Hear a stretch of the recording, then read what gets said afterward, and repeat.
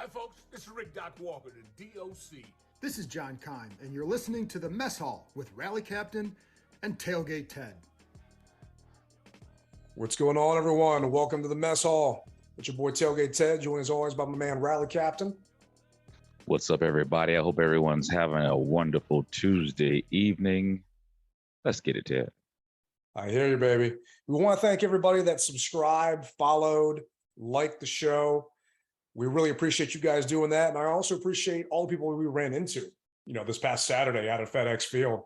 It was a good time, but also want to remind you guys, if you get a chance, when you're on iTunes and I get to see the analytics and the stats of where everyone's consuming the show from, majority of it from iTunes. I'm a Android guy. I don't actually have an iPhone. So, I appreciate all those out there that do. Do us a favor, because on Apple, you can actually leave a review. Those reviews help us out a ton. We got hopefully a couple sponsors coming up for the season, and they like to read those reviews and see all that feedback you guys got. But as Rally said, it is Tuesday, August 16th at 5:11. And since we talked to y'all last, we had a preseason game. We finally got to talk about and see some football versus just practice all the time. So I'm curious, Rally, last time you and I chatted, I missed you out at FedEx. I know we were running around, and I actually got to be you for a day, kind of somewhat getting to go on the field. That was really impromptu, had no idea what was going to happen. But I'm curious, we talked about three things we were looking forward to seeing at that game. Did you get to see, or did you see what you were hoping to see based on what we talked about last show? Well, I believe the first thing I spoke about was how well was the offensive line going to be able to protect Carson Wentz. And basically, from what I saw, the short sample size that I saw, they did a good job. I give my hats off to them. Kudos. The second thing that I wanted to see, I believe, was as far as Antonio Gibson and the defensive line. I gotta tell you, man, the jury is still out as far as the defensive line is concerned. I mean, I know that they tout us as being the best, and we've got all these first rounders, and I get it, and by no means do I want to try to bag on the team, because that's not what I do. Just giving you my concern. The defensive line is still a little lacking to me. They didn't do bad and they didn't do good. But one thing that I will say that I really liked the intensity, and I liked the never quit. I didn't see anybody quit. And I'm not sure if it's because it's preseason and everyone's still fighting for a spot, but I felt the energy was there. If they can just bring it up a little bit more. It didn't seem like people were out of position. So that was a good thing that I saw. The third thing, Antonio Gibson, he hasn't lost his job yet, but if I was a betting man, which I'm really not, if he keeps doing what he's doing, he's going to lose his job. I mean, you got a stud backing him up who's on his heels. And actually, I don't even want to say he's on his heels. I think at this point, he's side by side. So this is going to be Gibson's position to lose, and he's making it easy on himself. What say you? Oh, yeah. We'll talk about AG a little bit more with what I saw out at camp today specifically. But, in regards to the offensive line, hanging out with Carson and giving him some time, I mean, he was 10 for 13 with 74 yards. Mm-hmm. And one thing, I tweeted out a video. So I've got the all 22 package and able to go back and watch some of the film, cut up a couple of clips. So, you can go check it out on my Twitter at Tailgate Ted, but put a video of a couple of plays. And, I had my notebook with me out at the game and kind of taking notes. And one play that stood out to me was Carson's ability to avoid the rush. The line did a good job with who they had out there makeshift wise, because, you still didn't have a Rubio, you still didn't have a Trey Turner playing yet, who, are going to be your week one starters. But they did a good job giving him some time. But also, more importantly, I think Carson did a great job of stepping up into the pocket and shuffling his feet and having just no wasted movement. And I'll put a clip on the YouTube page so those watching this on YouTube can see what I'm talking about. But there was a play where Gibson just completely whiffed on his block, missed a defensive end coming in. Carson just simply shuffles up, just 2 quick shuffles, and then hits a tight end coming across the middle, right out in the flat. And that ball was pretty close to being strip sacked. But Carson felt that pressure, moved up and adjusted. And that wasn't the only time I saw him do that the other day. I went back and rewatched the game film, and you hear a knock on Carson about not being as mobile as he used to be. Mm-hmm. And I didn't realize this, but the local media is not allowed to report on what they see during team drills. That was news to me because I called into B. Mitch and Finley the other day, and I specifically talked about a bootleg touchdown Carson had against the first team defense in red zone drills maybe a week ago, where he had everybody fooled. This guy still can move.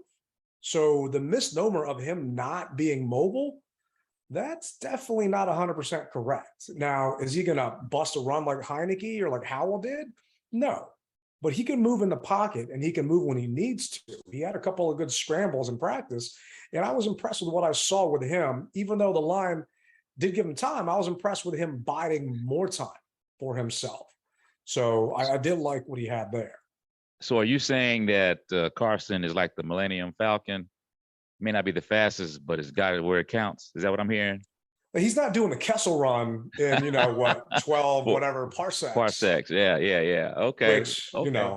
Was definitely a misnomer. If that Han Solo movie taught us anything, I think they said parsec was distance, not time. And I don't want to get too Star Wars nerdy into this, but he doesn't have Heineke's legs, but he has the veteran poise in the pocket to recognize where he's getting pressure from and where to move or who his outlet is. And the fact that he went 10 for 13, he distributed that ball well, especially if you were a tight end, because at one point, I think he hit the tight end like 4 passes in a row. The rookie. Yeah, rookie. Well, I think they're all rookies because, can you imagine how Antonio Gandy Golden feels right now, considering, Logan Thomas has been out. We know he's going to be out till season starts. John Bates is hurt. Your tight end too. Cole, what was it? Oh my gosh, I'm drawing a blank now. Other tight end. Cole Turner is out right now. Yeah. Probably not going to be back for a couple of weeks. AGG would have been getting so much playing time, assuming he'd be healthy. And he just hung his cleats up. Hey man, everybody's not built like that, bro. You know the deal. I get it. And you got to look at it as if he, in his mind, well, realistically, this isn't the position that I wanted to play. So he's got a little bit of a sulk in him. And then at one point in time, you know what? This isn't what I really want. I'll go back to school. So I can't blame him because I don't want you on the team personally if it's not in you. And I'm glad that he went ahead and rang the bell. So I don't have a problem with it, but I agree with you. Hindsight, he would have been catching a lot of balls, but he also been beat up pretty well too. So I know he didn't want that. Oh yeah. If your heart's not in it, then you can't put yourself on that field because yes, it's a game, but it is a brutal game. And we've seen people get hurt just for, a split second. So no, but I'm just thinking, man, he would have an actual shot to really make this roster and make an impact on it. Because now we're picking up tight ends left and right off of different waiver wires. It reminds me of a couple of years back when we had offensive linemen coming in that week and people introducing themselves to the quarterback during basically the locker room at that game because they didn't have a chance to talk in practice. And that's kind of how the tight end room is right now. Correct me if I'm wrong, but isn't number 88, wasn't he a quarterback? He was. If I'm not mistaken. So think about it like this. AGG has been spoiled a little bit because he's been on the squad. Well, he was on the squad for basically 2 years. So he got spoiled and not really doing him much. So now here it is. Hey man, you've got to do it. And he kind of, let's face it, he got high on the hog a little bit. He was getting those checks, didn't have to do very much, but just what he was expected to do. Now you throw him outside of that realm where you've got to get out there and be more physical, but at the same time, you got yours already, so to speak.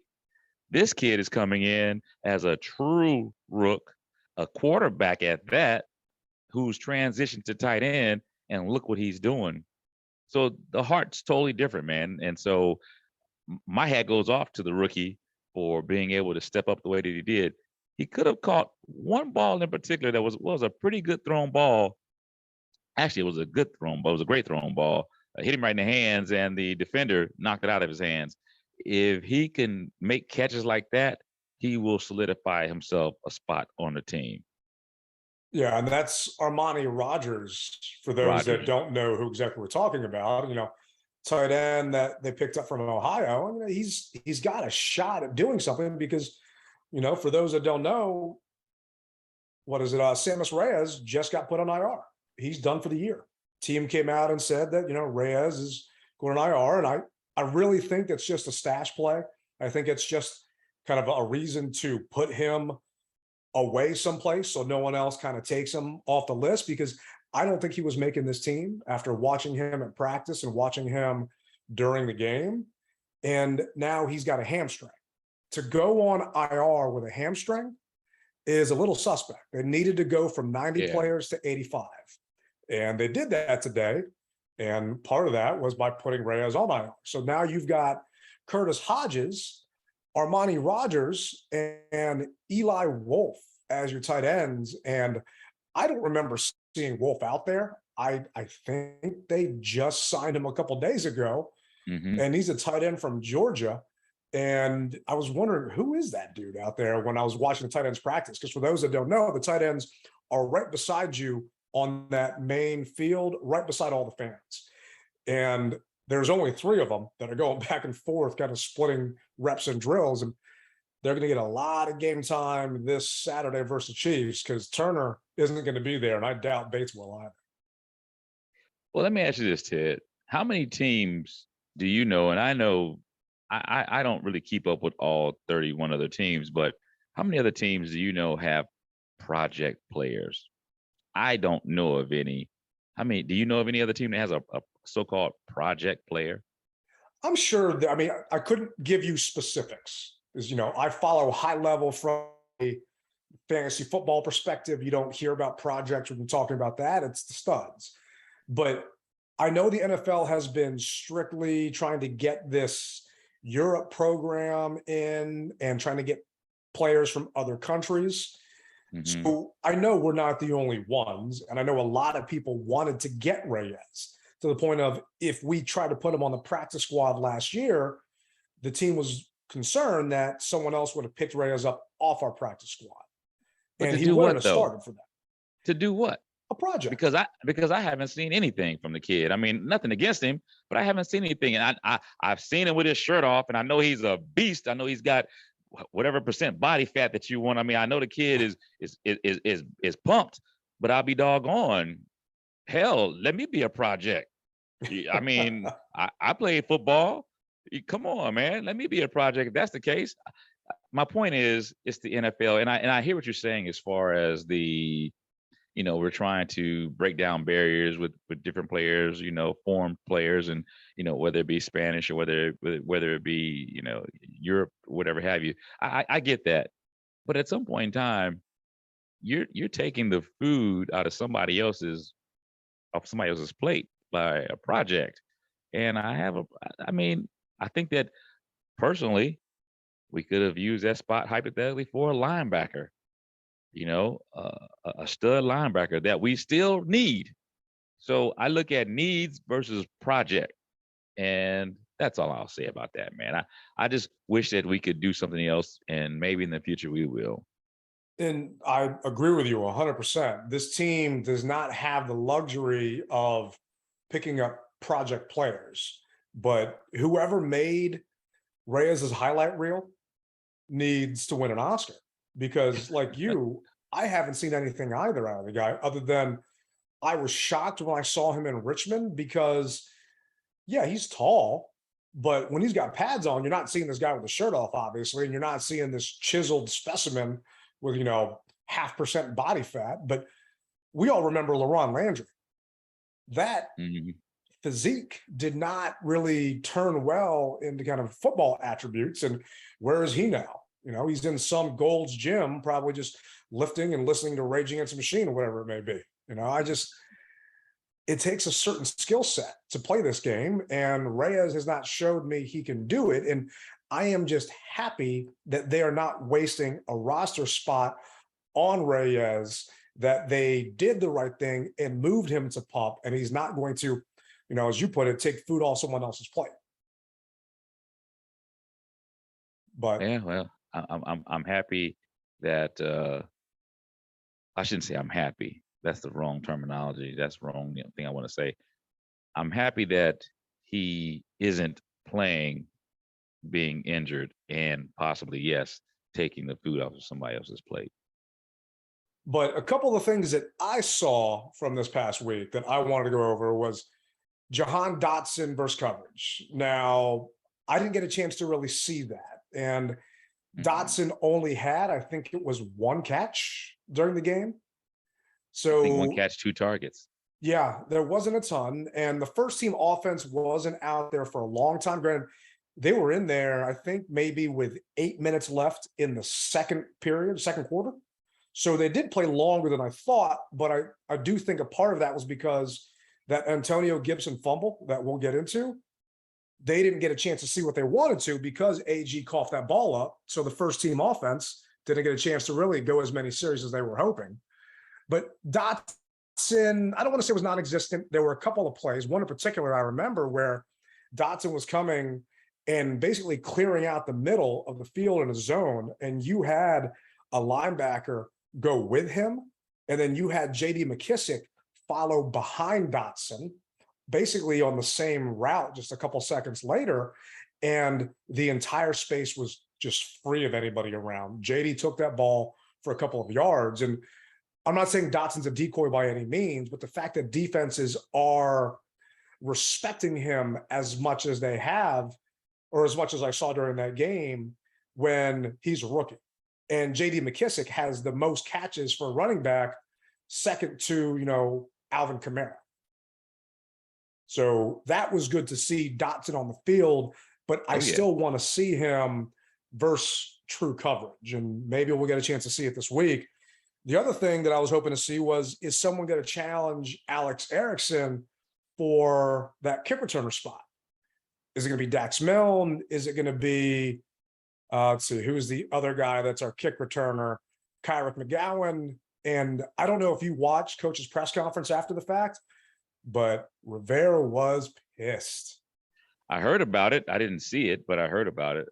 He was really salty. And I don't know what Coach actually brings up the fact that you had bad field position during a preseason game, but it was a big thing to Rivera. And McGowan brought the ball out on a kickoff 9 yards deep in the end zone. I think we didn't start past our 20 really all day, and he was not happy. And today during his press conference, he also mentioned that he wanted to have 6 wide receivers, or the number 6 came up a couple of times. So is Erickson going to be that punt returner, or are they going to have Milne or someone else do it? And I didn't see a ton of good stuff from Erickson or McGowan. Yeah. Shocking thing today in practice, I saw Milne fielding kicks, and I also saw Dotson fielding kicks. And Rivera did mention. Go ahead. Do you want Dotson bringing kicks out though? I mean, I don't. No. Exactly. Zero chance. So why even do it? See, that's my thing. Why even do it? But okay, we'll see what happens. You're right. The return game was very bleak at best. Now, do you think that because he brought that ball out 8-9 yards deep in the end zone, do you think that no matter how deep it is, they want the guys to bring it out simply because they're trying to see what they have? Or do you think he brought it out on his own saying, I want to make a name for myself? So during the game, I'm thinking to myself, why would someone bring that ball out? I made note of that in my book. Like, what are you doing 8-3? Then I'm thinking maybe the coach told him to do it no matter what. Right. But hearing Rivera in the press conference specifically bringing it up and getting upset about it, no. Rivera wanted them to play like they would in a regular season game. And in a regular season game, you're not bringing that ball out 9 yards deep in your end zone, because all you're doing is putting your offense at a disadvantage. And Rivera was upset that his offense was starting in the hole, and he wanted to give them a good shot. And in situational football, you're not putting them in a good situation to truly open up the playbook, because you don't want to, turn the ball over in your own end zone, or if you will, or your own 20-yard line, which we all know Gibson ended up doing.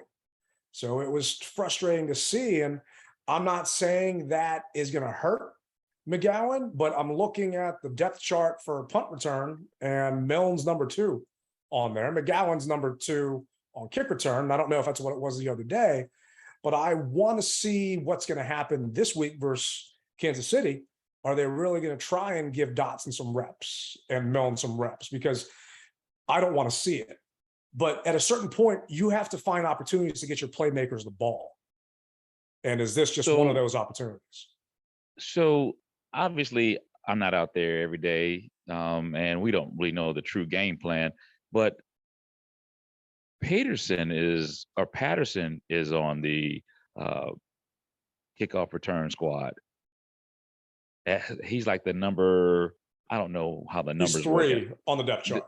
Okay, so my thing is, put that kid back there. He has vision. I mean, he can catch. He's been in the league, so he's not a rook. So put him back there. Let him see what he can do. I hear you. I hate to break it to a lot of fans that are listening. Patterson ain't making the squad. I don't see it. They don't have room for him here, because Rivera talked about it today, again, during his presser. They're going to go with 3, maybe 4 running backs. I don't think it's going to be 4 running backs. You can't afford to go with a 4th running back when your tight end room is so suspect and up in the air right now. If they didn't have these injuries at tight end like they do, and injuries at offensive line like they do, then maybe Patterson can find his way on a roster. But Andrew Norwell, your other guard you picked up, is banged up right now.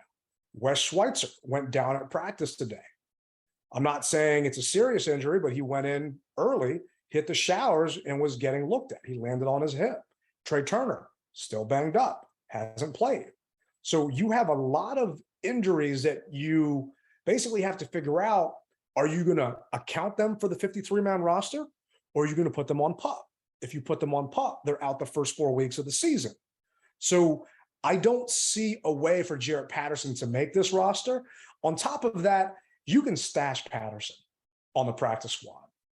I don't think you can stash a Dax Milne on the practice squad. I think he'll get picked up by another team because of the film he's put up in his time here, and just in general. I think he's got a good chance at making this squad as a wide receiver.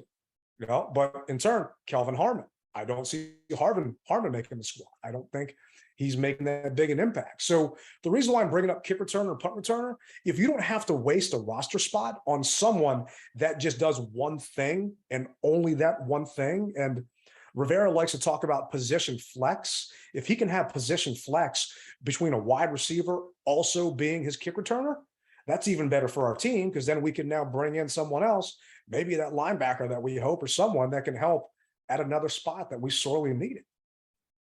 Okay, well, with that being said, being a basically one position person, are you surprised that they finally got rid of Apke? No, not at all. I'm definitely not surprised. I tweeted it this afternoon. I mean, I remember one play in particular last year, and there were so many that Apke just bumbled and stumbled his way through. But I don't know if you remember the Giants game last year. We're in the Meadowlands. We're beating them 22-6, I think. And I only know that because I literally just rewatched the game film a minute ago to cut up the clip. And Tress, MVP, perfect punt, right in the corner, just right there on like the 3-yard line. Apke runs down there to field the punt full speed and then knocks it through the end zone. There's no one around him. There's no one there. And this is your special teams ace that Rivera was calling him. The guru, yeah. The guy did not deserve a roster spot, but I think he was on the team last year because of the, I guess, lack of depth in the secondary or lack of confidence they had in the secondary. They feel more confident in the secondary now, and Apke hasn't really been practicing and didn't play this past week. So they felt it was okay to cut him because Cam Sims has stepped up on punt gunner and a couple other guys have stepped up, and Cam is going to be on this roster. So that goes back to that position flex we talked about. He can do more than just being a wide receiver. He can also play special teams. But sorry, Apke, I'm not going to cry that you're gone. I appreciate you being here for the years you were, but you weren't really an asset for this franchise. Okay. A little nepotism, huh? Maybe just a little.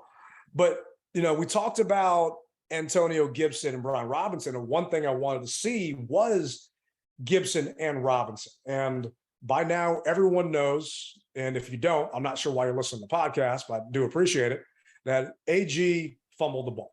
And I'm not sure what end zone you were in, if you were in the one closest to him or farthest from him, if you could even see it. But from the stands, they didn't show a replay, but from the stands, it looked like the ground caused the fumble. I thought his knee was down as well, but okay. I went back, cut up the film, and posted it again. And I just wanted to see for myself what happened, because you know it's never a good sign when you don't get the chance to look at the replay in the stadium. They didn't show it at all. You see that AG puts his left hand out to brace himself from hitting the ground or to try and stay upright, doesn't have two hands on the ball, and their linebacker, I think it was Brown, just completely punched it out. AG puts the ball on the ground. I did hear that. Yeah. Yeah, he punched it out. I'll send you the clip. And for those that are watching on YouTube again, I'll put it out on there. And he just lost it. No excuse for it at all. And he never got back in with the first team offense. That was the end of his day with the first team O. And part of me feels like I jinxed it because I was making a joke about the offensive linemen and the fumble drills and hoping that they didn't have to do that. But that's exactly what they had to do on Saturday. Yeah. Well, Ted, you know, we talked about this in a prior episode. The big running back, Matt Jones, you know, they did everything in the world for that guy.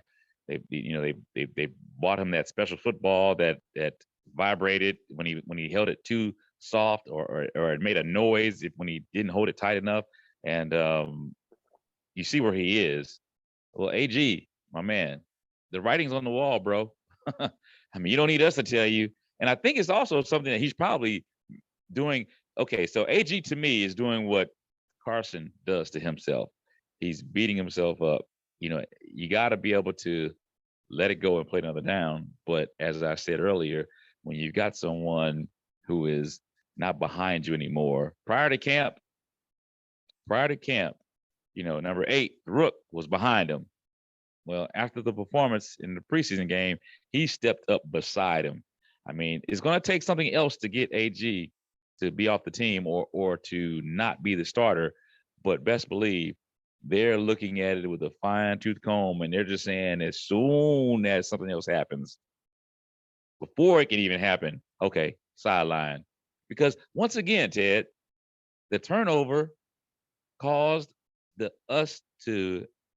defense didn't step up, but they scored a touchdown off of the turnover. Man, I wish Commanders could do that. Yeah, it'd be nice if we could get a short field for a change. And I don't remember who it was, but actually it was Ron Rivera, who does the Spanish broadcast for the team. He sent me a tweet because I cut up AG's fumble and put it out there. He actually sent me a tweet of a video on YouTube that shows a majority of Gibson's fumbles. He led the league in fumbles last year for running backs. He put 6 on the ground and I think lost 4. And I went back and watched all of those fumbles. Each time he's doing the same thing. He's got people around him and he's not covering that ball up with 2 hands. And it's just frustrating. And I went back and watched Brian Robinson's runs. And to me, it's muscle memory is what's happening. Robinson was a running back at Alabama, one of the best programs out there, and they put out stud RBs. Muscle memory was just put into Robinson that if you have people around you, you immediately start to cover that ball up. Or if you're going to be in a spot on the field where people are going to be around you, he just instinctively covers it up. He was a running back. He's always been a running back. He gets that. To me, Gibson runs like a wide receiver, which is what he was. And his muscle memory at times is holding that thing out there like a loaf of bread. And we've seen what happens. He put the ball on the ground. And at practice today, I made note specifically. I wanted to go because I wanted to see them in pads and not walking through. And I made note 8 in with the first team-o on the first 2 reps. So they did 11 on 11s. Robinson Jr. was in first 2 reps, first team offense. After that, they rotated Gibson in, but then going to 7 on 7 drills, first team, Brian Robinson in again, no AG. Then they went 11 on 11 again, and it was Robinson in and JD McKissick, no AG. At a certain point today, Gibson was running with the 3s. He was running with Sam Howell. At another point today, Gibson was on punt coverage. What starting running back in the NFL that put up 1,300 yards last season, keep in mind, 6th most yards in the league for running back last year, is on a punt team? I tell you, there isn't one. No. Rivera is sending a message to AG that last year they had to coddle him. Last year, they basically, I'm not saying baby him, but they had to stand behind him because they let go of Peyton Barber, and you've got Jared Patterson or you've got JD McKissick. JD's not a bruiser, and Jared, I'm sorry for some of those on Twitter I've been getting arguments with. Jared's not a starting running back in this league. And it's size. It's just genetics. It's not a knock on him. It's just the traits that he has as an individual player. But now they have a stud workhorse in Robinson. And let me play you this clip of Rivera after the game. And Antonio last year, first part of that year, especially had some fumble issues, lost the ball today. I'm curious just your take on that. And he's got to run hard. No, Antonio's got to run hard. You know, when he starts to shuffle and go sideways, that's when he struggles. Okay, so when he goes hard, and we saw that when he came back in the second half, he put his shoulder down and ran hard. That's what he's capable of doing. That's when he's at his best. So we talked about that, and very pleased with the way he came back in the second half and ran the ball. That's a complete 180 from last year's press conferences when AG would put the ball on the ground. Rivera had his back. I'm not saying he threw him under the bus, but he might be hitting reverse and AG standing behind it like, oh, no, don't hit me right now, because Rivera wasn't too happy about what happened. Well, Ted, this is the NFL, brother. And what does it stand for? Not for long. So either you're going to do it the right way or you're going to do it the wrong way, and you won't be around for long. So, you know, we control our own destiny, brother. And right now you are seeing him in control of his own destiny. And it was definitely telling that Gibson was out there into the 3rd and 4th quarter of a preseason game.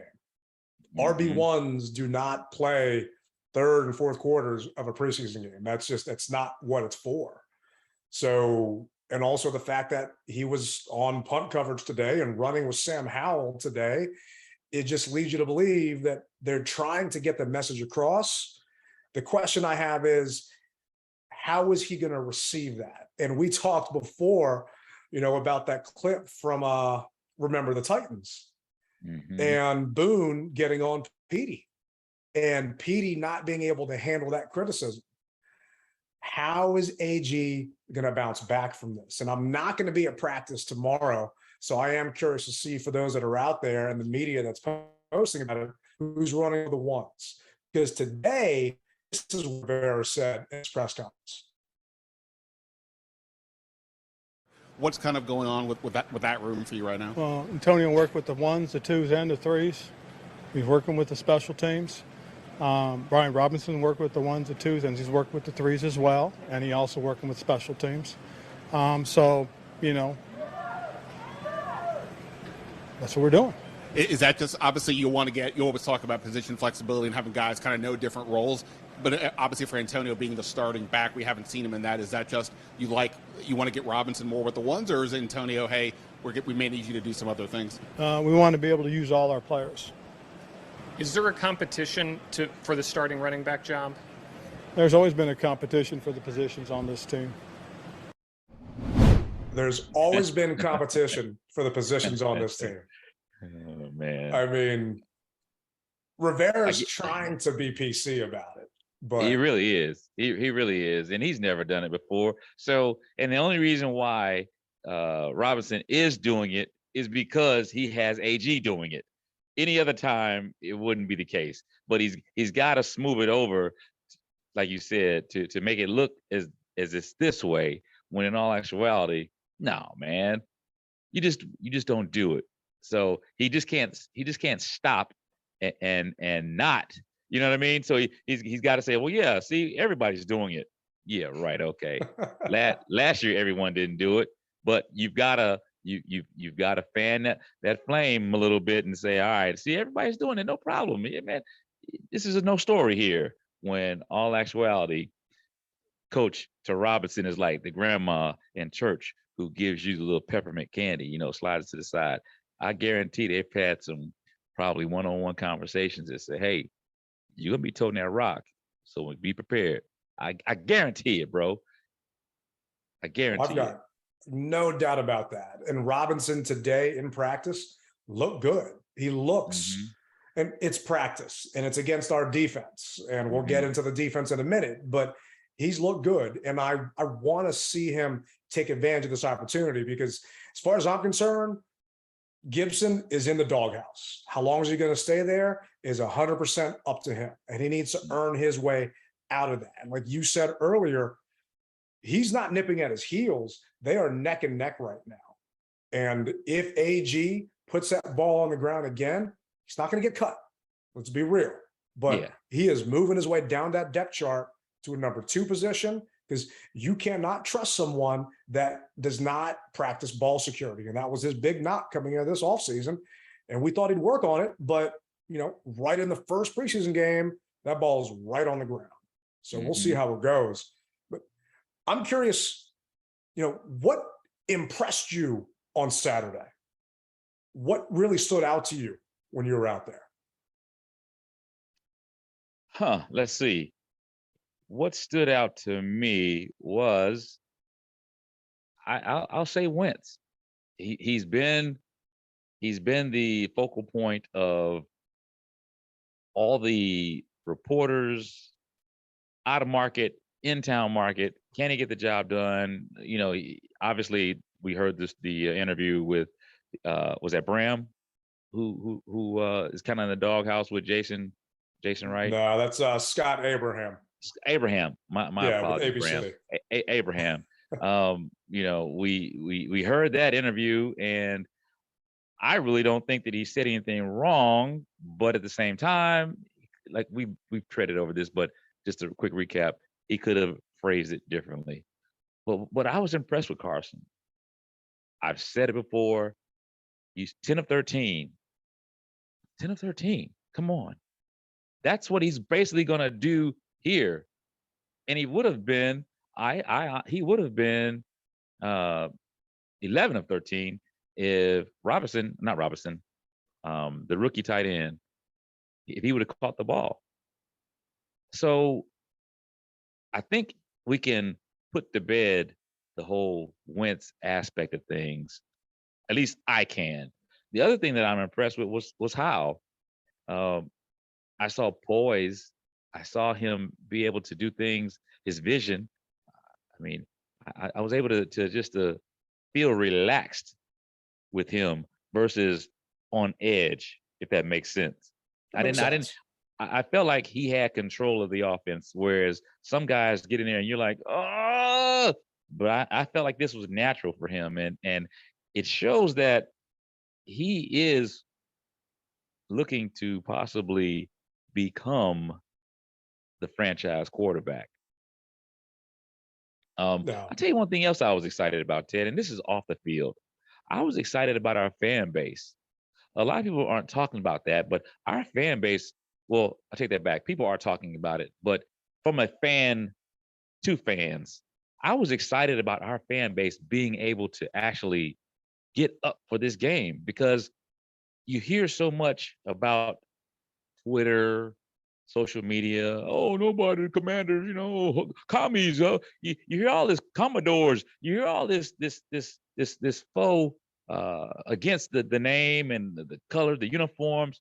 But bro, the people that were in that stadium got up for that game, and I was hyped. So I'm hoping that it transfers, and I know it will, and I feel it will, September 11th against the Jaguars. I see us, as JP Finley says, making FedEx bump again. And if we win, whew, man, look out. So that's what impressed me, the fans that came to actually see a football game. Yeah, and preseason, I don't think is a good reflection of the fans that are going to be there during the regular season. You don't have a ton of season ticket holders that go to preseason. It is what it is. They force us to buy the game, and a lot of people just give those tickets away. You, me, the diehards, we're there no matter what. We're there, preseason, or if we're 0-16 going to week 18, and next thing you know, there's a monsoon coming. It doesn't matter. So I do hope that the fans that are there in regular season have that same energy as the ones for preseason, because they announced a purchase of 46,000 tickets. No kidding. That to me just shows you how many season tickets we have, maybe 44,000 season tickets. There weren't more than 15,000 people in the stands. There weren't a lot of people there just based on looking and just being there in person, but the people that were there made a ton of noise. I'm right there with you.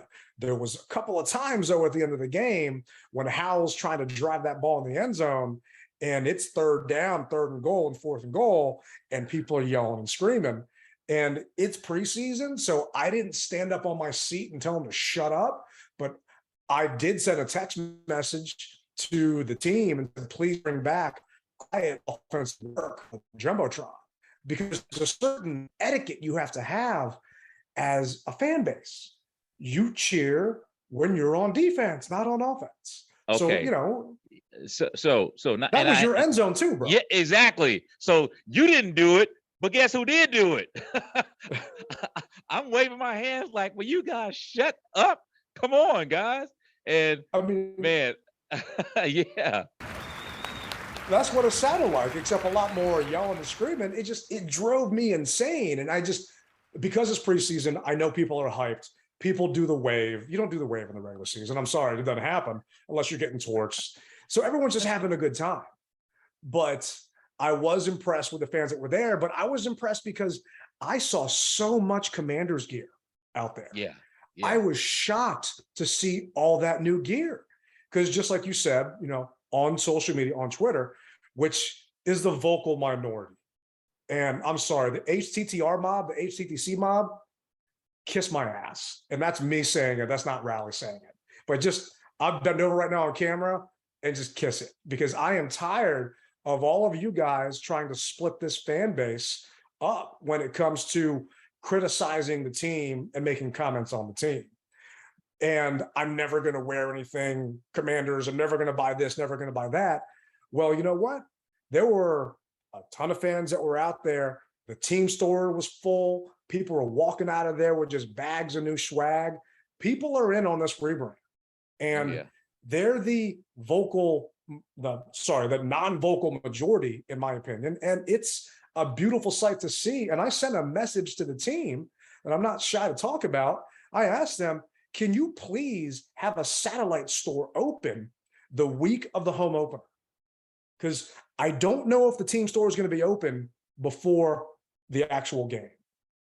And I've got fans from London that have reached out to me, fans from Canada that have reached out to me. You're global. I know you are. I know you got people hitting you up. They're asking me, where can they buy Commanders gear? They're asking me, is the team store going to be open? And I asked the team, can you set a satellite trailer up out there in the parking lot, maybe for Saturday? And I'm not going to go back to what they said because that's somewhat confidential, but I gave them my reasoning as people don't want to buy all this stuff on Sunday, on game day, and then have to carry everything around all day long. These people are flying here. They're coming in from out of country. They don't want to have to change in the stadium. Just common sense. Open a damn store where people can give you money and buy stuff. And it's these little things that just drive me crazy with this team. And I will continue to argue and hopefully voice that concern that other fans have. And I know we're going on a tangent, but man, this fan base is ready. Give us a reason and outlets to cheer and to buy and to spend money. And not only that, Ted, people don't really trust the Fanatics site that the much. Website. And I say that because you could order something, and they're getting better. I will say this: you can order something hypothetically today, and it will say that you're going to get it maybe next Wednesday, but then you may not get it next Wednesday. So if you got guys who are overseas, and like you said, I have people hit me up as well. If you got guys overseas, the way shipping is going now with the tie-ups, who knows when you would get it?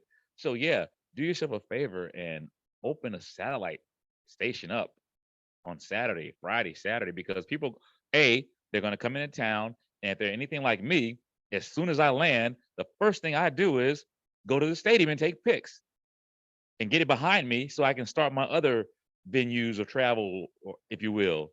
So that's the first thing I do. And I know they're the same way. Also, Ted, yeah, man. I also heard though, and you may have not heard about this. I'm hearing that the team store is like going to be where the sports book is supposed to be. So I don't know, but that's what I'm hearing. So where would the team store be, bro? I can't comment on that. I'm gonna have to let that one die. I'm just not allowed to comment on that particular piece. Okay. But I did make a request during the parking party that we had in February that I knew the team store was closing. I knew it was going to be shut down because of renovations and things that needed to happen. And not saying it's because of what you just mentioned, but I knew it was going to close.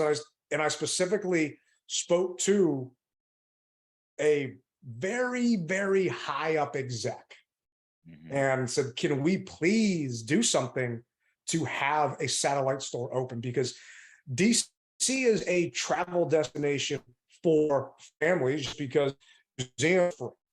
You can come here a little bit cheaper than going to Disney, obviously, than having to pay for park admission, things like that. Fans come to FedEx Field. People might hate it, but they come there because they want to be at the stadium, even though there's not a game going on. I went to Green Bay in February and it was cold. There was no game going on. I just wanted to see the stadium and I just walked over and took a picture in front of it. Same thing that you talk about when you go on away games. It's like, it just makes sense to give your fans the opportunity to buy your goods, buy your merchandise. And we talk about poor business decisions.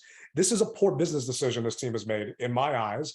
And I'm going to make sure that I reach out to Jason and talk to him about it, because I feel for our fans that are in Europe that cannot get stuff from Fanatics UK or cannot easily return stuff to Fanatics UK, and those in Canada.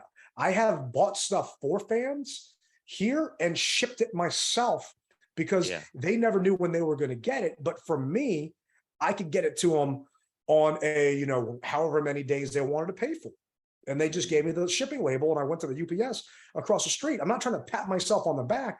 I'm just trying to let people know what fans that aren't local, that of this team, what they want to do and how they try and consume the product. And I'll always be an advocate for them and try and see what we can do. But man, it frustrates me because the answer I got wasn't one that I had hoped for. And I have to keep it between the people that gave it to me. But just know I'm not giving up. No, I feel you on that, man. And like you, I will always be an advocate for the team. I will always try to put the best foot forward. but you guys sometimes make it hard for us to do that. They really do. They really do. And I don't want to keep beating it down because I'm starting to get heated now and I might have to go for a jog after this to cool off. But what concerned you from the game this past week? What concerned me was the secondary, bro. It seems as though, for whatever reason, I don't understand it, but the same thing we did last year and the year before last and years prior, if it's second down and let's just say second and 7, why are you playing 10 yards off the ball or 7 yards off the ball? Why wouldn't you be in a more of a press or more of a tighter coverage or something? I don't understand it, because they need 6, they get 6 because we're already playing off the ball that deep. I'm not a coach, I don't understand it, but that's just what I see. And once again, if a fan sees it who isn't getting paid the millions of dollars for salary, then why isn't the one who's getting paid $1 million for salary seeing it? Is it a scheme that they don't want them to be in, or they don't have faith in their corners or DBs? I mean, inquiring minds want to know. So that's my biggest concern. That was maybe mine as well. And it was frustrating because the first team defense on the first drive was a 13-play, 54-yard drive. They gave up 3 third-down conversions. One was a 3rd and 3, which was a 2nd and 6. One was a 3rd and 3, which was a 2nd and 9. And one was a 3rd and 5 that was a 2nd and 10. So you've got them in 2nd and long in pretty much all 3 of those scenarios. And just like you said, they're just giving them so much respect off that ball. And it was frustrating to see them do that, because third down defense was a huge problem last year. And we were actually, I think, 31st in the league in third down defense. And you're hearing how the defense is gelling. And, you talked about one thing you want to see is the secondary living up to the hype, because you hear about their communication. And I will give Bobby McCain some credit, because there was a deep ball that would have been 6, but he came across on the other side of the field and broke that up and did a good job. But other than that, our first team defense did not impress me one bit. You had Baker tearing you up. You had that offense tearing you up of the Panthers, and you hear them doing well against our offense. Today, for example, they had 2 picks on Carson and it had a beautiful one-handed pick on Heineke. But is that a indictment of how good the defense is or how bad our offense is? So I don't want to say it's definitely one or the other or that cut and dry, but this is why we have, talked about this before. You practice against another team during preseason. You bring another team into camp. And the fact that they did not do this, we now only get 3 chances to see, really 2 chances to see, is this defense for real? Because right now, they're not. And they let go of Landon Collins.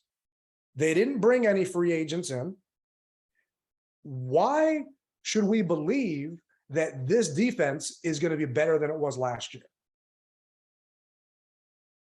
I don't know, bro. Yeah, I don't know. And I'm just hoping that last Saturday's game is an indication of what is going to happen for the rest of the season. And I know it was just a preseason game. I get it. But God dog, man, it looked like the yellow pants, the Redskins. It did. And I said that I wouldn't say that name, but when something reminds you, your muscle memory takes you right back to where it was. And that's what it reminded me of. It reminded me of the Redskins. It reminded me of the Washington football team. That's what it reminded me of. And see, I'm one of these guys, I don't want to hear about four first round picks out of Alabama. I don't want to hear that, man. Okay, that was good in 2020, 2019. That was the rage then. Well, that's worn off on me now. I don't care about that. I want to be able to see what these guys can do. And it's and one thing we said, and I'm not gonna dog him, but one thing we said is it's one thing playing against your own guys, and you semi have a learning curve because you kind of know what's going to happen, and you can kind of float to that position, okay, already, because you know what's going to happen. Impress everyone by doing it against a different color jersey. Amen. Then we'll be able to see where we truly are, because I think they kind of give each other a false sense of security. They definitely do. And you just versus the Chiefs this week, and it's the Chiefs. So I'm not expecting a ton, but I need to see more from this defense because we know linebacker has been an issue. We know, Rivera has said it himself. He wanted to see how these guys did, and then maybe was going to bring in another linebacker. Okay, they brought in Nathan Gary. I'm sorry, but that's not the, moving linebacker free agent that I plan on us bringing in, or Nate Gary. That was going to make a huge difference. And you know what? He didn't make a huge difference. David Mayo had a couple of nice stops on runs. He had a beautiful one today in practice, but he's getting torched in coverage. It just, the things that were a problem appear to still be a problem. So versus the Chiefs, I need to see if we are taking strides to rectify that, because Del Rio's on the hot seat. And he's actually speaking to the media tomorrow. He's scheduled to speak to the media tomorrow. This will be his first press conference since the dust up. So I'm curious to see what he says in that press conference. And he's got to do something better. He dialed up more blitzes and more pressure when he lost Montez and when he lost Chase. I need to see more of that versus Kansas City. And you're not going to show your hand in preseason. Everything is so vanilla, but I need to see something better out of that secondary. You had that deep touchdown where it was a zone coverage and they just didn't pass guys off to each other. And just like you said, I'm seeing the Washington football team. I'm seeing guys get beat deep, and I don't want to see that. And is that going to happen this weekend versus Chiefs? Time's going to tell. But what are you looking forward to seeing versus Kansas City? I'm looking to see how our guys can match up against speed, because one thing that we know Kansas City has is they have speed at the receiver spot. Are you going to give them more of a cushion, or are you going to play mano a mano and give your guys, your front four, some time, because all he has to do is a 3-step drop and get the ball out, because you're giving so much of a cushion. And we know if you bump and run, the front four have more opportunity to get to make an impact on the quarterback. That's what I want to see, man. I want to continue to see them work together, and I want to continue to see Carson do his thing, do Carson things, because I'm tired of the skepticism. I really am. People at the job, you guys are gonna suck because Carson's gonna go this way, and I'm just, what I mean? I'm just tired of it. So for once, put heads to bed, as much as we possibly can, because it's preseason, put some heads to bed and say, that's why we picked up Carson.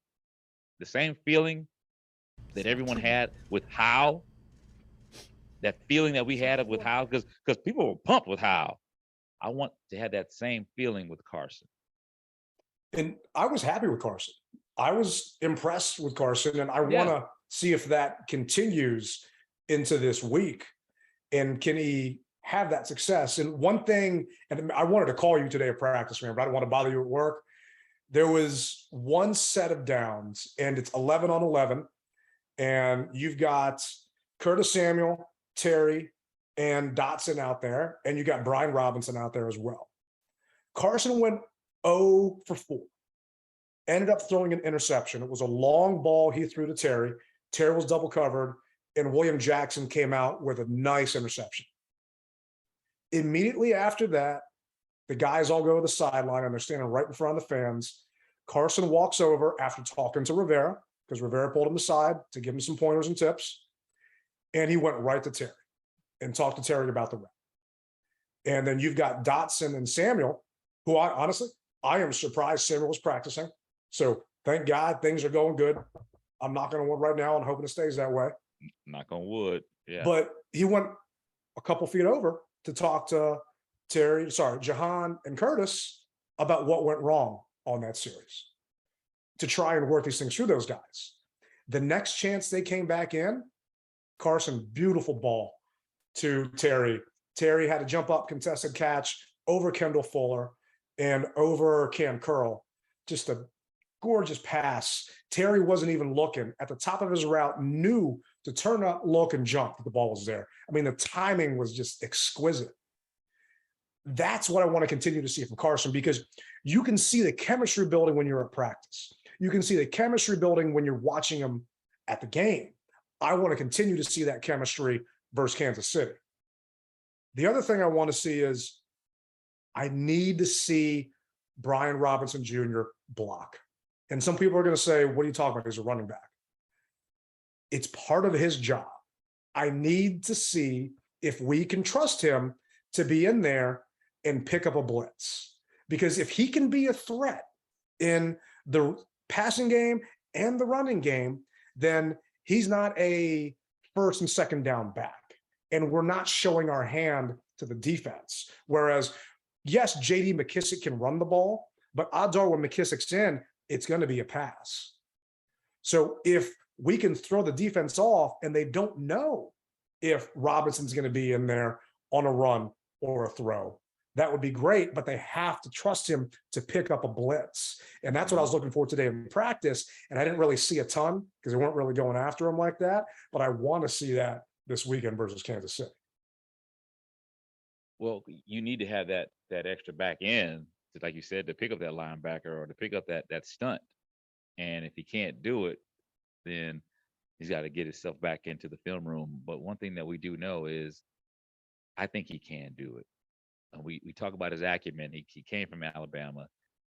I'm sure that Saban has them doing all kinds of drills like that. Yeah. So it'll be just like you said, just a walk in the park for him. But does he want to do it? You know, it's like anything else in life.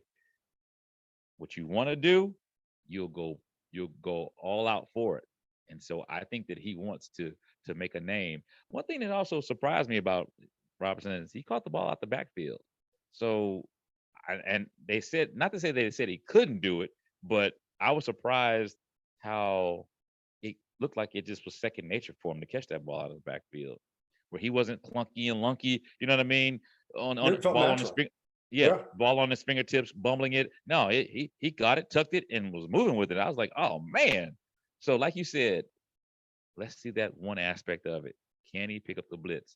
It's also going to come down to the quarterback as well. Sometimes the quarterback tells him, hey, come over here. Yep, this is where the pressure is going to come. So the quarterback may have to, if need be, hold his hand for that maybe 1 or 2 games until he can see it. But so most quarterbacks call that. Actually, for the Commanders, for those that don't know, Chase Rouillet points that stuff out at the line for blocking assignments, who's Mike, where blitz is coming from, so on and so forth. And for those that haven't been at practice, Robinson has been getting a ton of reps catching the ball out the backfield, going in those flat passes. And the coaches actually did mention that they were surprised at how good his hands were. Because they talked about people thinking, why did you draft a running back? People were, on draft night. Why'd you do this in the 3rd round? You've got AG, 1,300 yards last year, 6th in the league, blah, blah, blah. Well, then they said, oh, it's because they wanted someone to fill that Peyton Barber role that they lost. No, it's so much more than that. They want someone that they can trust to have that ball security, someone that's been a true running back, and he's got hands. He had a screen pass that went for 9 yards. Last week, I cut that one up too and put that out there. He is showing you all the facets of the game that you want to see. I just need to see that last facet of him being able to pick up that blitz, because there was one where, and I talked about earlier, that play that Carson just shuffled up, Gibson completely whiffed on his block. Just the guy olayed him, went right past him, and was this close to being a strip sack. I want to see Robinson out there with the ones, hopefully get some time and they split it. I'm not saying completely take it away from AG because you can't do that to him depending on is he going to be your stud or not. But I am loving what I'm seeing of that kid and can he handle the pressure? And because he went at a big school program like Alabama, I've got no doubt he can, and I've got no doubt he wants it. Mm-hmm. But speaking of things that you want and you don't want, did you get inside the stadium in time to hear the fight song? I was there, and so the first operatic, if that's even a word, version of the fight song, it sounded like it was a national anthem. That's what it reminded me. Hail to the commander. I was like, what the hell? This is a Star Spangled Banner? But that's what it felt like to me. And then they came back and they didn't sing it after the touchdown because why? Sly didn't make the field goal. That's something else that we need to talk about on a later episode. But nevertheless, they normally sing it always after the field goal that you score the touchdown. Extra point. The extra point. Yeah. The extra point. The extra point. They didn't do it because he didn't make it. All right. Now, when I did hear it after they made the extra point, dude, here we are. I wish that for once you would bring it to fans first. And don't put it out. I don't know why we are rushing. I get it. Football is basically 3 weeks away. I get it. But how about this? Just play some music. Play some music until you can get it down. Or, as Jason said, allow people to sing "Hail to the Redskins." They said they were going to do it anyway, so people already said they're not going to sing the new fight song. They're going to sing "Hail to the Redskins." So let them sing that until you have it right. And last episode, I told you, yes, I understand you paid homage to the family that made the song. I get it, and I like it. However, I don't love it. Times have, even though we are a tradition, we're a traditional team, the tradition has changed to where when the tradition changed, the song should have changed. And that's all I'm going to say, bro. But this one here was no bueno. I'm trying to be nice about it, but it was trash. It was just straight garbage. And you talked about it sounding like the national anthem. I thought of Whitney Houston when I heard her sing the national anthem. And for those that haven't heard it, I apologize, but I'm going to play it for you right now. No.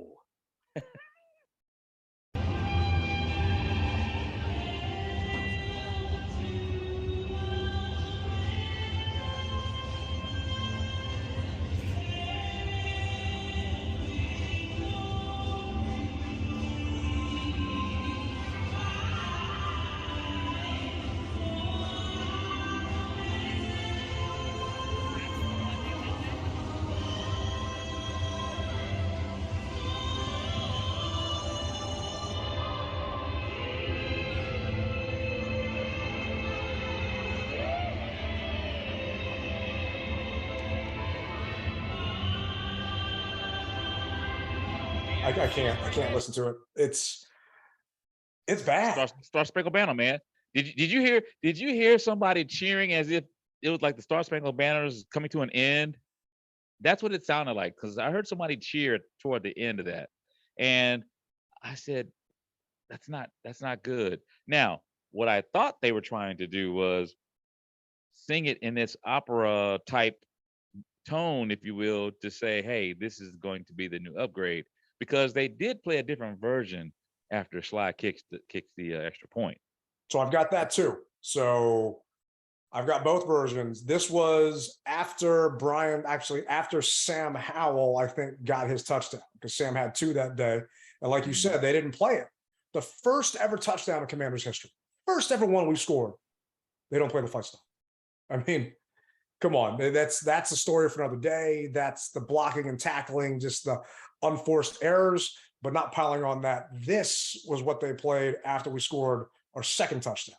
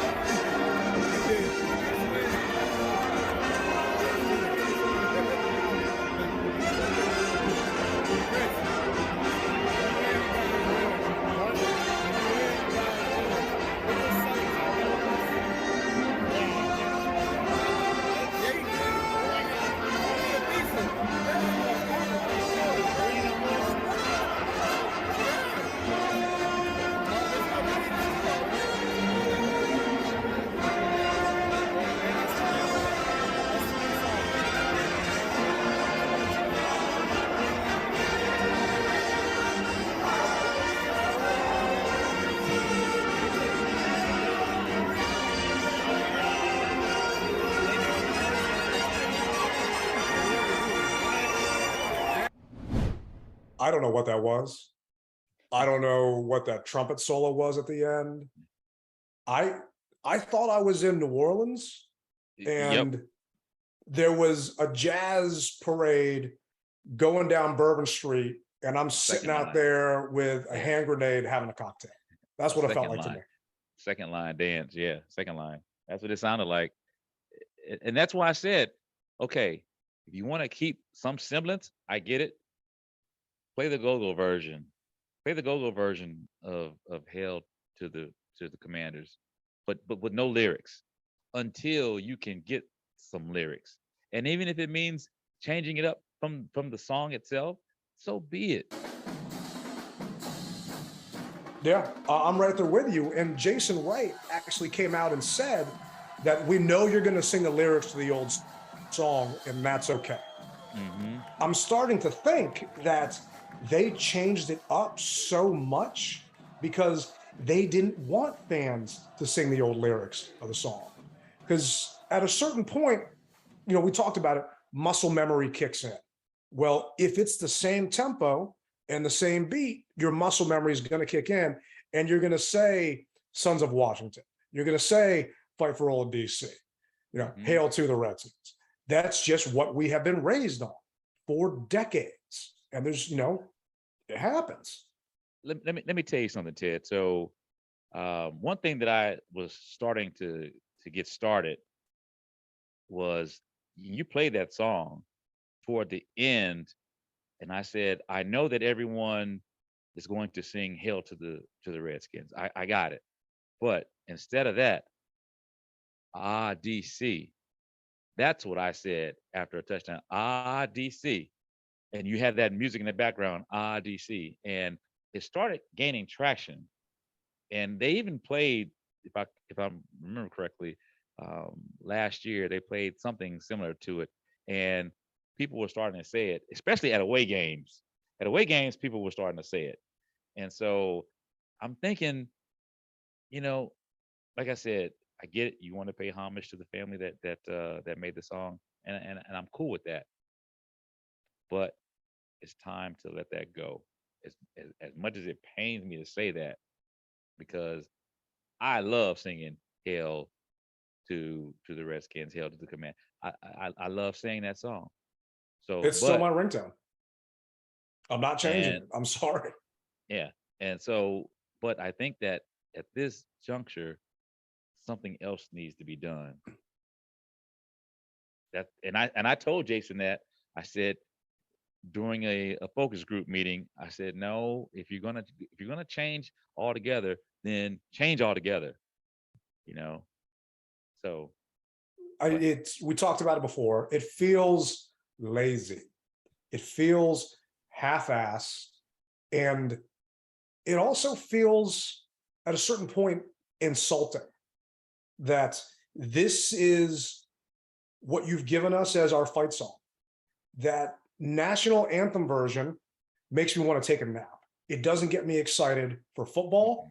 That New Orleans version makes me want to eat some jambalaya, maybe have a po' boy, but not watch a Commanders game, not watch or cheer after we score a touchdown. It's just, it's infuriating because I know the people making the decisions, and I, honest to God, don't know what the hell they were thinking. I don't know who would have thought that this was a good idea. And then you have the HTTC, HTTR mob saying, we love the song. It's amazing. Hell yeah, let's go. You don't. No, you don't. No one can love that song. The composer. Oh, I've been seeing it because I've been having them attack me lately. And that's something we can talk about in person one day. Okay. But there are people that just refuse to criticize this team no matter what they do. You literally could have Jason, I'm not going to say his name. You could have a team executive pissing on your leg, and they're going to say, oh, it must be raining right now, because they refuse to say anything negative about this team or criticize this team. And hey, if that's their MO, fine. But you have no credibility with me if you refuse to talk about the obvious, because no one in their right mind that actually has their hearing could possibly think that this garbage sounds good, because it doesn't. And I hope that they do something about it, but I think they're too far in. I think they're pot committed, to bring out a poker term. And I think we're stuck with this trash. For this year. Yeah. I agree for this year. They talked about a new jersey coming out next year because you rotate jersey a couple of years, and hopefully we're going to rotate fight songs, because I thought about this earlier today, and this kind of makes me want us to not score a touchdown, man. It's embarrassing. Oh, no. Take that back. Take that back, bro. Take that. If it comes down to it, I will say DC. Like at the end of that song that you were just playing. Matter of fact, cue that up. Cue that up and play that go-go version with DC. That, you can get people behind that. You definitely can. And some people might not like go-go, I'm sorry, but a guy called in the Junkies today and said, well, they got rid of the drums because it was too close to a tribal beat, and they're trying to get away from that. It's like, no, come on, don't give me that crap. You hear that?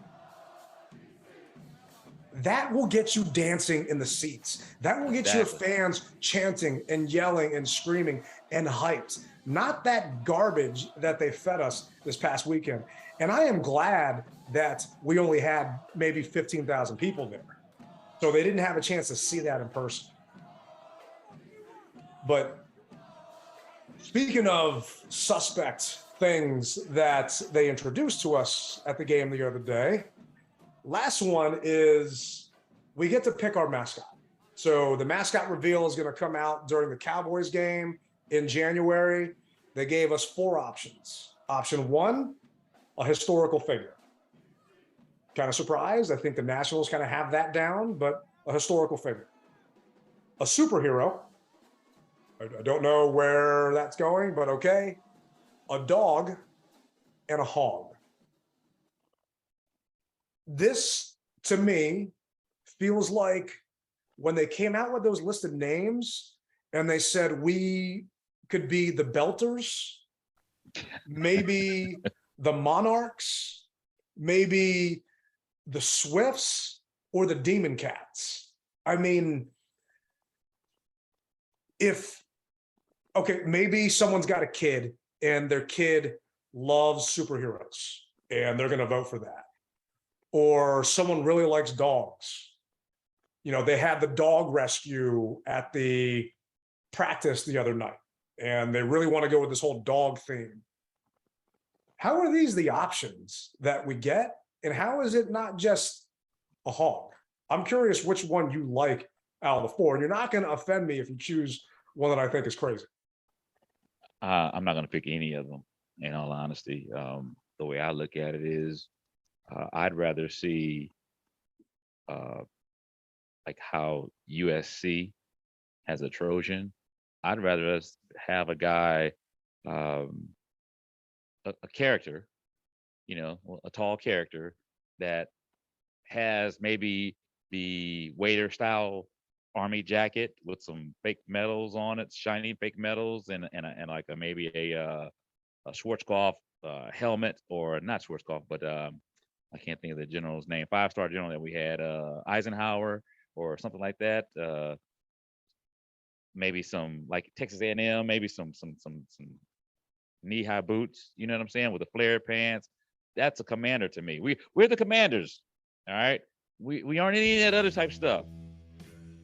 So let's bring it home to what we really are. Stop trying to overthink this thing, man. And I think that you're trying to, I get it. Once again, you're trying to stay homage to the Hogs. I get it. And everybody loves the Hogs. I get it. But that's not what we are anymore, man. So all you're doing is you're on one aspect, you're saying we're going to move forward. But at the same time, you're still trying to hold on. We're Commanders, man. Do something that's more Commander-ish, if you will, military-ish, if you will. And you can dress a hog up in a military outfit. I've seen a bunch of fan renderings and things like that. So I agree with you. I have to, man. But at some point in time, you gotta let some of this stuff lie. That's not us. It's not. Yes, that's our tradition. And for anybody that's gonna dog me out, I'm not saying do away with our tradition. That's what we are. That's our tradition. However, that's on one side of the page, and now we're supposed to be turning a page. So if that's what we're doing, then turn the page. It goes back to this freaking fight song. If they butcher that, I can imagine them butchering this. If they butchered it, it's just mutilated at this point, man. And I'm not trying to pile on. I just wish that you're trying to keep the old heads happy. Mm-hmm. And to me, that's why they kept the melody of the song, even though they didn't. And we all just heard that just ear trash that just came through your headphones. I'm sorry for that. I owe you all a beer. But now you're trying to still honor the past with the Hogs. To me, just commit to the rebrand. You gave us a bone when you didn't change the colors. Okay.